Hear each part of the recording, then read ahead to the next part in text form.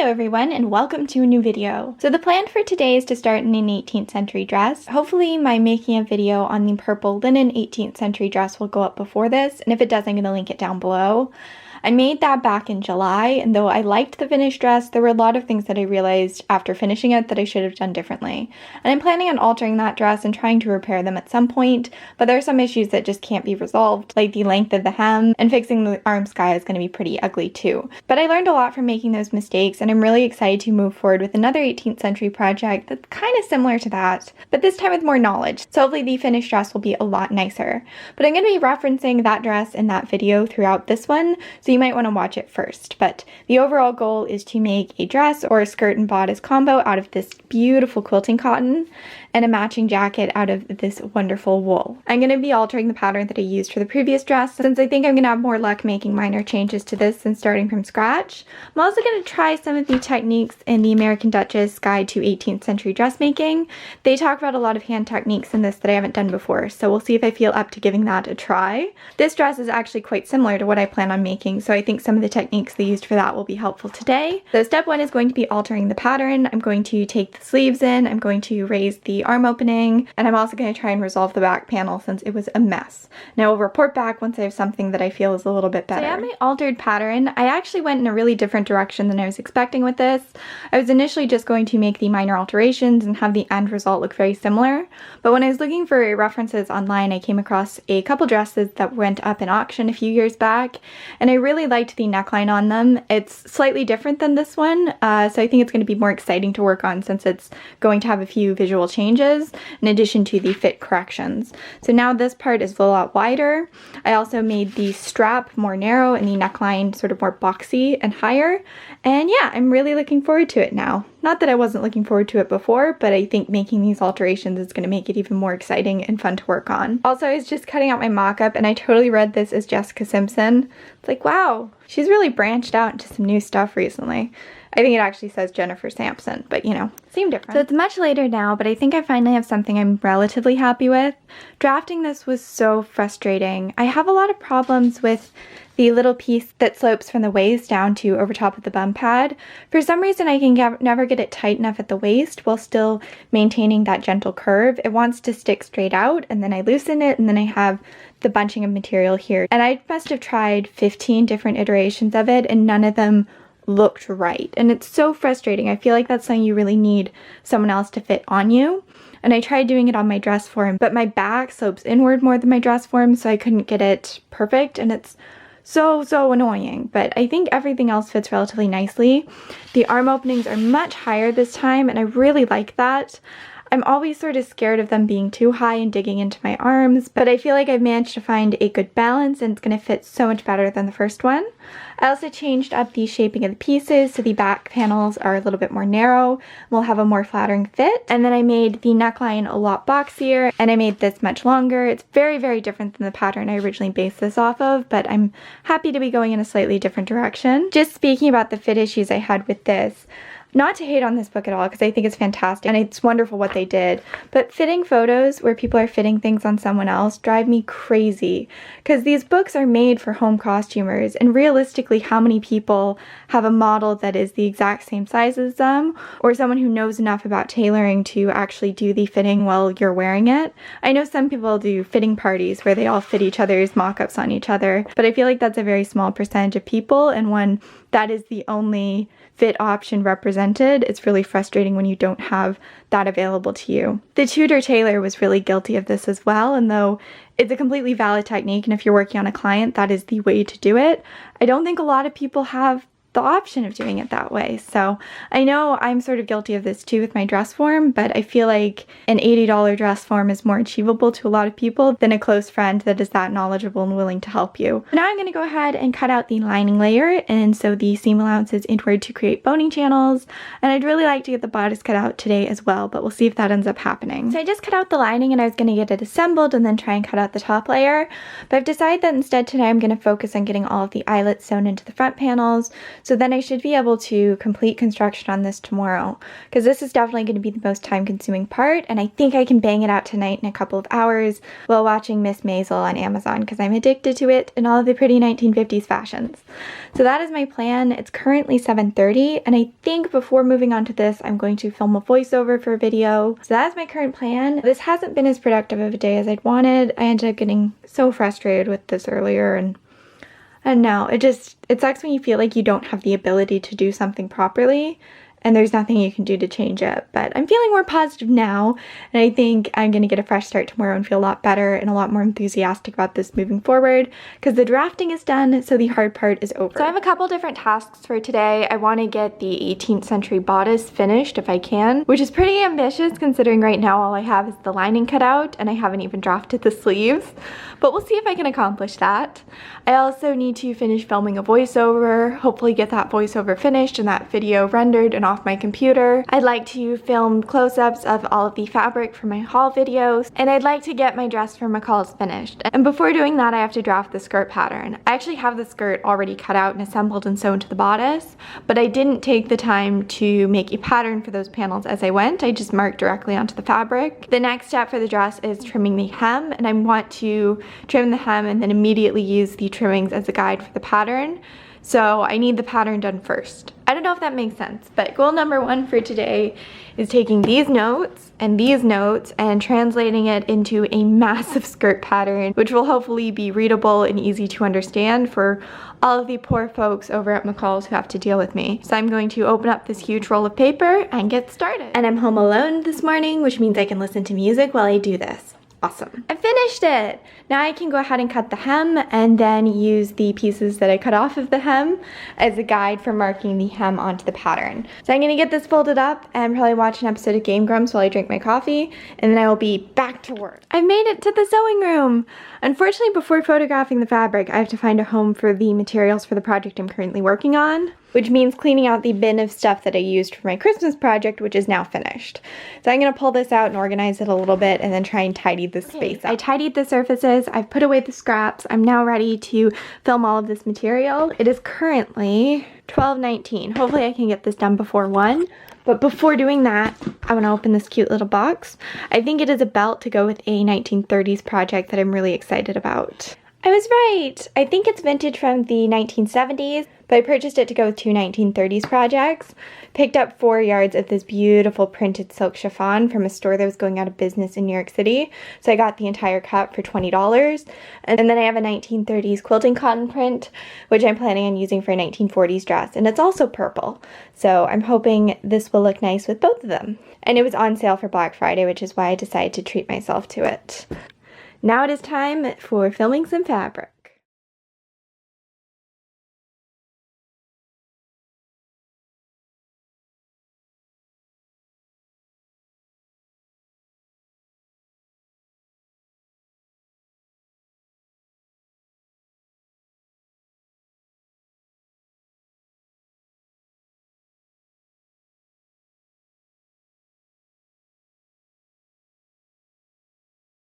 I'm happy to announce that I'm done, but I have literally destroyed this room. I was running really low on time because the sun was coming through my window and creating splotches on the table. And the only way to fix this is to put down the shades, and then the lighting is really different. So I didn't want to do that. So I ended up hurrying and things just got thrown everywhere in the process. Like, this is a disaster. And I'm done. I have all the footage I need for that video and a matching blog post, so I'm happy about that. And now I'm gonna clean this all up. I feel like this video has just been me tidying, but sometimes that's what you gotta do, so that's what I'm going to do. So it's an hour later now. It took me longer than I thought it would to film everything, and then cleaning up took quite a while. So it is currently 3 o'clock, but I've taken my lunch break and I've iced my neck, and now I'm ready to get to work. So last night I embroidered all the eyelets into the front of the lining. Now I'm going to assemble the rest of the lining and add boning into the seams. And then I'm going to cut out the top layer of the fabric from the cotton. So progress should move pretty quickly at this point, or at least I hope it does. I'm really glad that I just did a fitting with the lining, because there were a few things that I want to change about the fit at the back. This is what I had the most problems with my mock-up, so I'm not surprised to run into these issues. Luckily, I think they're going to be pretty easy to change. I'm just going to add darts here and here, and I'm going to incorporate these changes into the seams when I cut out the top layer fabric so you won't see awkward darts in the centers of panels. Overall, fitting this was a lot easier once I had the boning in because that gave more shape to it, which made it easier to see how it was going to lay over the skirts. It still definitely isn't ideal fitting the back panels of things on your own body. It's so much easier if you have someone to help you or someone to wear it for you, but I'm working with what I got, and that is myself. Other than this, it fit really nicely, but I do think I'm gonna lower the neckline a little bit. If it ends up being too low, I can always add a ruffle or something, but if it ends up being too high, it's just gonna be sort of awkward and stuffy to wear. So to account for that, I have to trim the boning to be a little bit shorter, but it's just plastic boning, so that'll be super easy to do, and then I can cut out the top layer. Guess who just wasted a half yard of fabric to get the back panels to line up? I wasn't even intending for them to line up, but then they were really close. But it was an awkward close where it didn't look good. It was just clear that the design was repetitive. So instead of cutting it out of extra and having it intentionally not line up, I decided to recut it to be ever so slightly different with hopes it will line up perfectly. So we'll see how many attempts this takes me and if I can get it to work. This is attempt number 1 and it's pretty good, but it's slightly off, especially here, so that means it's time for the seam ripper and a second try. It still isn't perfect. It's impossible to get it to be perfect since the pieces are sloped at the back as opposed to being straight, but this flower lines up pretty well and I like how it lines up at the leaf, and this is pretty close too. And it looks nice up here as well. So I'm happy with this, and now for the rest of the construction. So I don't know when I last updated you, but I finished sewing together the top layer of the bodice, and then I sewed it onto the lining with the right sides facing each other.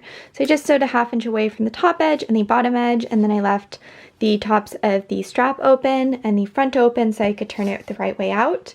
And now I'm going to top stitch around all of the edges by hand to neatly finish them. The only edge I'm not going to top stitch around is this one because I need to leave this open for lacing. So I think instead I'm going to do a line of stitching here, and I'll just add a little bit of texture to the front of the bodice. Also, the top eyelet I sewed ended up getting eaten because I lowered the neckline. So I think I'm going to actually do an eyelet through both layers of the fabric here, or I may end up putting a hook and a bar there. Regardless, I think it's going to need something closer to the top because this is pretty far down. So that's what it currently looks like. Hopefully I have embroidery floss that will match this. I'm not sure what color to use. I guess a purple. And I think I have an episode of Gold Rush to watch while I do this. And then I have to finish writing a voiceover, film a voiceover, and maybe play 1/2 hour of Xbox if I have time, but we'll see. So I didn't get the bodice finished last night, but I did all of the top stitching and I hand stitched the strap. So now all it needs is sleeves. So that is going to be the first order of business for today. I'm going to completely redraft the sleeve pattern for this since the arm sky is a lot higher.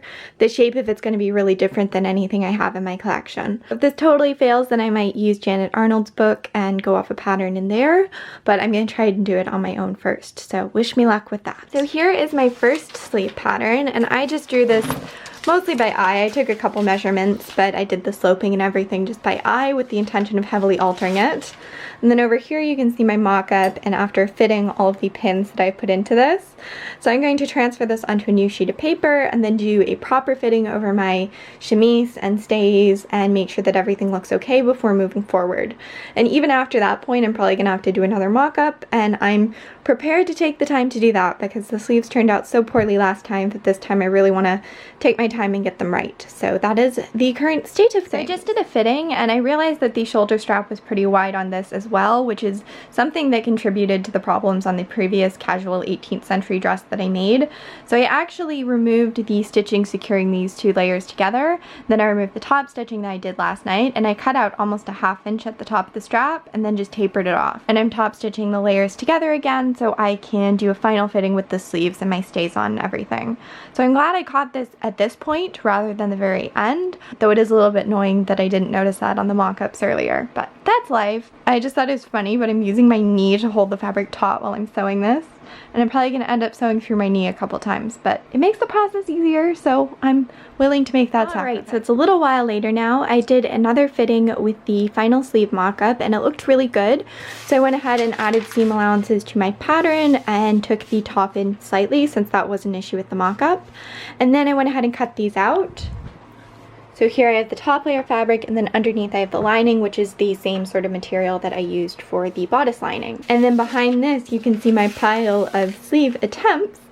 After doing that fitting, I realized a couple problems with the bodice. It was gaping slightly right here, which meant the strap was too long, so I opened up these seams and then I re-sewed them, so now it goes from 3/4 of an inch to 1.25 inches. So hopefully that will fit a lot better. And then I also took in the back with some ugly darts. I realized they're very ugly from this angle, but they are symmetrical and you don't see them at all when it's worn. So pretty pleased with those, pleased with the sleeve progress for today. It's not as much progress as I want to make, but there's still plenty of the day left. My goal is to get the sleeves done and sewn onto this, and also get the skirt cut out and potentially hemmed today. And then I should be able to finish it up tomorrow and also finish up my dress, which needs to ship out to McCall's as soon as possible. The reason I haven't been working on that over the past couple days is because it's almost done. But it's going to ship out the same time as a cape, and I don't even have all of the materials for the cape yet. So I'm stressed about that, but there also isn't a lot I can do to make it go faster until I have the materials in hand. Right now I'm going to go ahead and film a voiceover for the video that's actually about my first 18th century simple dress attempt from earlier in this year. And if I have time, I will also finish filming the voiceover for my Edwardian corset patron exclusive video, which isn't even going to be published until next year, but I need to get the files from it off of my computer before I can edit my Christmas video. And to do that, I need the voiceover so I can sync the voiceover before rendering it. So that is what I'm going to do now. Wish me luck. I really hate filming voiceovers, especially when it's cold out and my voice is all crackly and dry, but it's raining and dark out, so no one is mowing their lawn, and I don't think my neighbors are home. And they're usually the noisy ones. They like to get on quad bikes and rev the engine and do tricks in front of our house, and it's obnoxious. But they're not home, which means I have silence, so I'm gonna try and bang this out. So my voiceover went super quickly. I thought it was gonna take me like an hour to do both of them, and it ended up taking me like 30 minutes, which is fantastic. So that meant I could go ahead and sew these sleeves together and then sew the lining to the top layer of fabric. And I always get confused when I do this, but I managed to do it the right way the first time on both sleeves, so I'm pretty pleased with that. Now I'm going to go ahead and top stitch by hand around the cuffs, just to prevent the lining from pulling out and being visible when it's worn. Also, to any novice sewers out there that are watching this, or people who tend to be lazy, and I mean that in the nicest way because I've done this too, when you get to this stage, try the sleeves on. I don't care if you have tried on the lining and the top layer after they have been sewn, you want to try them on after they have been sewn together. Sometimes just having the two layers against each other makes them thicker and fit a little bit smaller. Other times the stitching around the cuff will remove the cuff's ability to stretch, and that will give it fit problems. I have had this happen so many times, and when you test the fit at this stage, it is a 5 or 10 minute fix. And if you test the fit when the bodice is finished and you go to try it on, it is a 2-hour fix because you have to remove the sleeves and remove the lining and redo the stitching and then re-sew it all back on. So just do it here, please. Especially if you have elaborate cuffs or something like that. Fitting it here can make all the difference, and it takes like 20 seconds. Now I'm going to sew around the hem, and once I finish that, I'm going to try them on again because I want to make sure that these fit, that they aren't too small, and that it won't cause me a world of grief later on. So I finished the top edge of the sleeves with lace binding, and then I pinned them on. I just did a quick fitting with the pins in without my stays, and I really like how it lays over the shoulder, so I'm happy that I decided to make these alterations, and I hope it looks even better once I have the correct foundations on. So I feel confident enough to sew the sleeves on in the position they're currently in, but it's almost 6 o'clock and I want to eat and do a bit of editing, and I have to feed my dog, so I will come back and work on this later tonight, and hopefully get started on the skirt too, because I'd really hope to get that finished today, but obviously I didn't get that far. Alright everyone, so it's a new day and this is the state of things. I got all of these skirt panels cut out last night and I had plenty of fabric left over. So I actually ended up making the skirt 4 panels wide instead of the 3 I had originally planned. I sewed all the seams selvage to selvage with 3/4 inch seam allowances. I left the top 18 inches open of one of the front seams, and this is going to be how I get the dress on and off. And instead of sewing this as a 4 or 5 inch seam like I did the first time, I just sewed it as a normal 3/4 inch seam and then added a modesty panel, which will help hide the petticoats if they try and peek out at this point. Now I'm going to go ahead and top stitch along these lines by hand and also sew in some closures. But I'm not going to bring the closures very high up because I think I'm going to end up cutting 4 or 5 inches off the top edge. I cut all of the panels to be 51.5 inches long, since that is the longest point on the skirt, and then I'm going to hem the bottom edge and pleat the top edge and adjust it on my dress form until the length is what I want it to be. For the first project, I took all the measurements before I even got started and then transferred them to the fabric, and I ended up with sewing those too short in the front and too long at the back, and I'd like to avoid that here.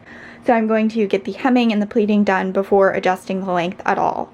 And with 18th century skirts, the length was actually adjusted at the top edge and the hem was completely straight. So that's what I'm going to try and do today. And that's why I can get away with hemming the bottom edge, even though I don't know how long the skirt overall needs to be yet. Hopefully that makes sense. I also got the bodice finished yesterday, so I sewed the sleeves on, then I tacked the seam allowance down to the lining. I haven't tried this on over top of my stays, but I did do a quick fitting just to make sure it was okay in the shoulder and the sleeves were big enough, and I'm really happy with it. The fit of this is so much better than my first attempt, and it makes all the time that I put into it worth it to see that improvement. So I'm really pleased with this, and I hope the skirt comes out well too. While I do the top stitching and potentially do the hemming, I'm going to be listening to this soundtrack on repeat. It is so good, especially this song. As you can see, I played it like 24 times, and also the song Esmeralda. I really like those two songs. And if you like the Anastasia soundtrack, I think you'll like this one too. So that's what I'm going to be up to. So I finished hemming the skirt. I did it while watching an episode of The Crown, which is so good. I love that show. And between it and the Mrs. Maisel show on Amazon, I want to make 1950s things so badly. And as it turns out, I just got a package in the mail that includes some materials for 1950s dresses. So I thought I would open this with all of you. It's from Fabric Mart, and they had a 60% off sale going on at the same time as a free shipping deal. So I ended up ordering around $75 worth of material, and I believe I got enough fabric for 4 or 5 pieces that I'm really looking forward to making. So I thought I would share them with you and do a bit of an unboxing.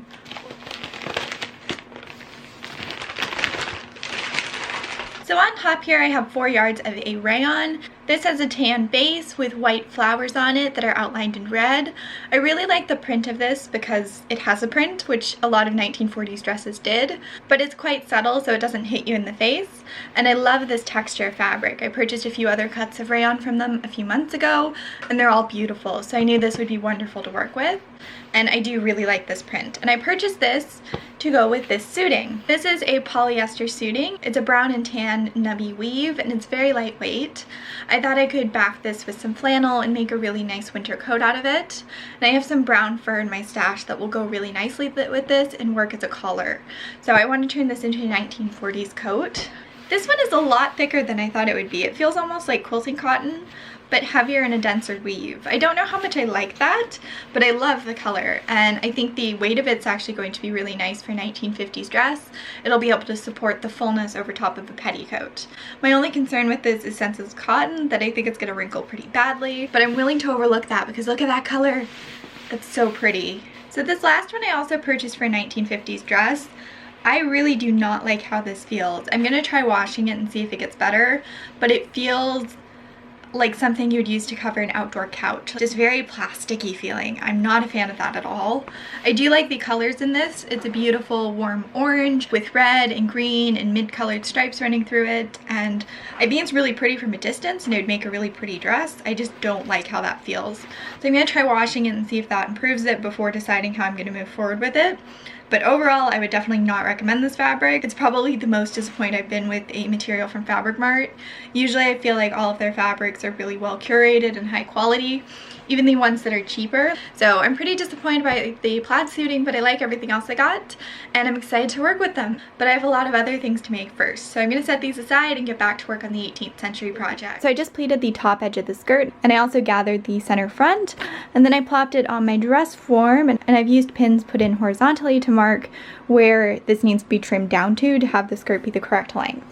So I apologize for the dirty floor. I'm having it so it drags the ground in the back, and then it's about 2 inches off the ground in the front, so my feet will be visible when wearing it, which is what I want, since I bought shoes to go with this. From this test, I also realized I need to pleat this part more densely since I have all this extra fabric.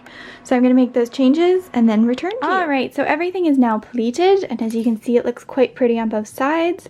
This took me a very long time, but it's done, thank God. I'm gonna take the pattern that I made earlier and line it up with the top edge, and then use a marker to mark the bottom edge, and that's where I'm going to sew across to secure the pleats.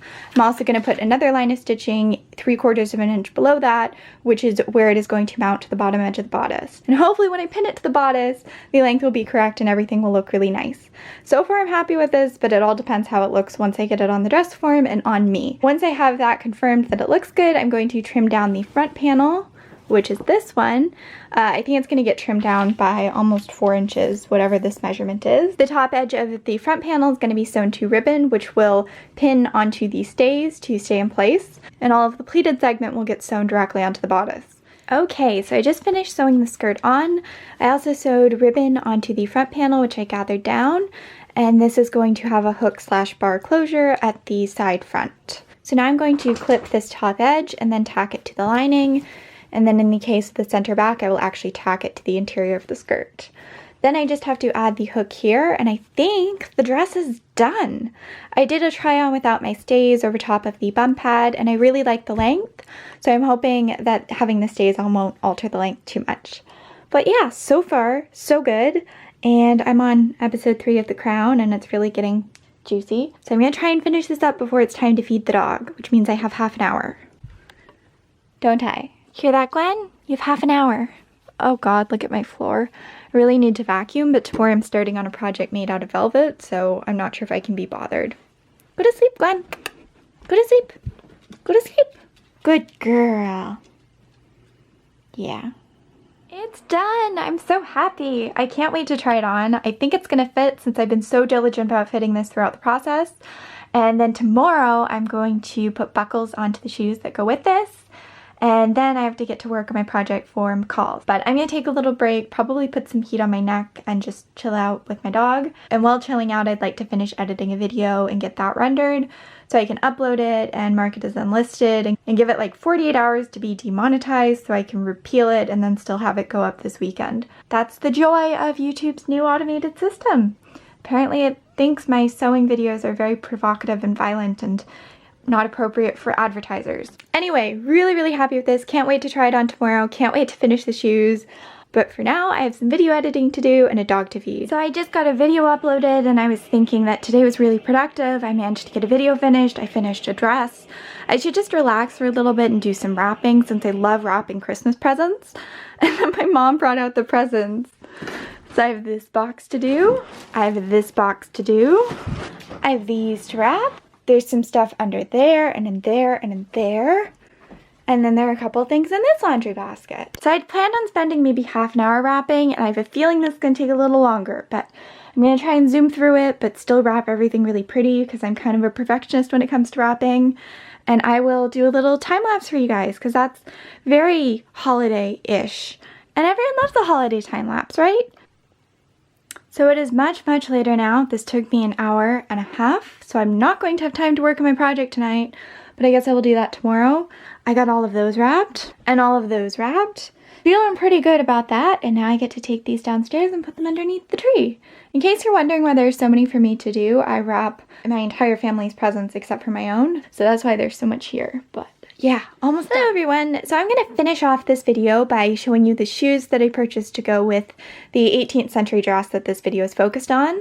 These are going to go with a couple other projects that I've planned, including 1 or 2 that I've already made, but my motivation for purchasing them sooner rather than later was definitely based off of this piece. So they are the Kensington shoes in the color Oxblood by American Duchess.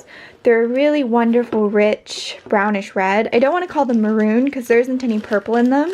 It's very much a warm, dark red, and I love the color. However, as someone who has relatively large feet, I will say that I don't think these are as flattering on the foot as the Fraser pumps, just because the heel is slightly lower. But in spite of that, I really like the shape, and I really like that they are lined with leather as opposed to linen. My only other critique for these is that I think they run a little bit large. The Frasers were a tiny bit big on me, and these feel almost like a half size too big, but I purchased a pair of Royal Vintage shoes in 9.5. They were supposed to run large, and they were tiny on me. I have quite a few blisters and battle wounds to show from wearing them. So I decided to stick with the 10, and I think once I wear them with stockings and have the buckles installed, it'll be fine.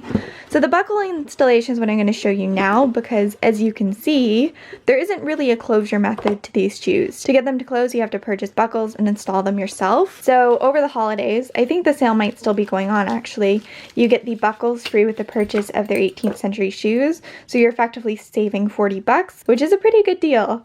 So I got these really lovely oval ones that have clear rhinestones in them as well as little bows on the top and bottom.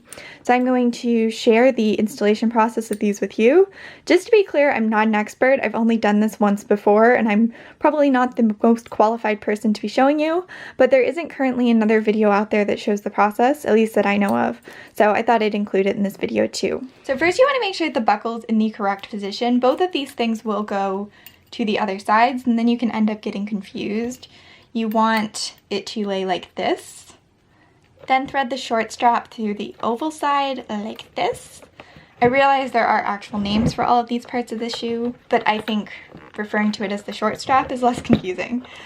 And now you're going to put the shoe on and align this so it's at the center of your foot. So now take a marker, then mark 1/4 inch away from the very tips of those points. Now take an awl and punch through those points, and this takes some work. It's not as easy of a process as I originally thought it was going to be. So this is kind of a challenge since you want the hole to be big enough to get these spikes through, but not so big that the spikes will be prone to slipping out. But if they're too small, then these spikes will kind of be forced out because there isn't a correctly sized hole for them to sit in. See, it really doesn't want to sit flat because the holes aren't big enough, so I'm going to have to make them a little bit wider with a pair of scissors. With that done, I'm just going to try them on. This is an awkward position for me to hold. You thread the long side back up through the buckle, and then you're going to mark where the spikes are. And then we're going to poke another hole 1/4 inch away from that. And then you can just do up the shoe. I don't know how well that was in frame for and if it made sense. As I said, I'm still not super experienced at doing this, but that is the process, and now I'm going to repeat this on the other shoe. While I'm doing the other shoe, I just want to say that my major peeve with this is that I feel like these spikes aren't long enough. If you look at how much leather there is to go through, it's actually pretty girthy, and it goes through that on an angle, and there just isn't a lot that makes the spikes inclined to stay in the fabric. These are wide enough on me that even if I tighten them as tight as I possibly can, I can still slip them on and off my feet without unbuckling them. But if that wasn't the case and I had to unbuckle these every time, I think I would struggle a lot with the buckles coming undone and falling off, just because these spikes don't seem to want to stay in the bottom latchet. So after widening the holes with the narrow pair of scissors, that is still how much comes through. And I don't know how to fix that. Like during the process of poking these holes and trying to get the shoes on, they just popped out. What am I doing wrong? I don't feel like this should be happening, but I don't want to make those holes any bigger than they already are. So there they are, all nice and finished. I think they look beautiful. I love the color. I really like the buckles that I picked to go with these. I think they're going to be a very versatile shoe to have in my collection. As always, they're super comfortable. And this is what it looks like from the side. The lower heel definitely isn't as flattering on larger feet. So if you're struggling to pick between the Frasers and the Kensingtons, I'd probably recommend the Frasers. Obviously they do represent slightly different periods, but if you're planning on using them with a variety of projects and kind of disregarding that, then I definitely prefer the Frasers. But I'm happy to have these in my collection. I do really like the leather lining as opposed to the linen. My only issue with these is that I find the buckle fitting process really annoying. It just doesn't seem to work as well for me as it does for other people. Now just envision all of that together with my hair done and my face in the picture. It's gonna be glorious. Unfortunately, I can't include worn photos of the finished ensemble in this video since I haven't taken them yet, and I really need to get this video edited and uploaded today because I know it is going to get marked as being inappropriate for advertisers, and then it will be demonetized, and I have to go through the repeal process while it's marked as unlisted before I can actually publish it and have it available to all of you, and that takes a couple days. But by the time this video is actually out there and into the world, I should have a blog post that shows photos of this worn, as well as comparisons to the first dress I made in a very similar style. So definitely check out the description box for links to that and everything else that I mentioned in this video. I'm usually pretty diligent about putting information down there. I haven't looked at any of the footage from this video, but I hope there was enough and that it was entertaining, and I shall see all of you very, very soon. I plan on starting filming another weekly progress log right away because I have lots of plans for the end of December as well as the beginning of January, and I'm planning a lot more videos in the near future. So definitely subscribe and stick around for that if you're interested, and I will talk to all of you very, very soon.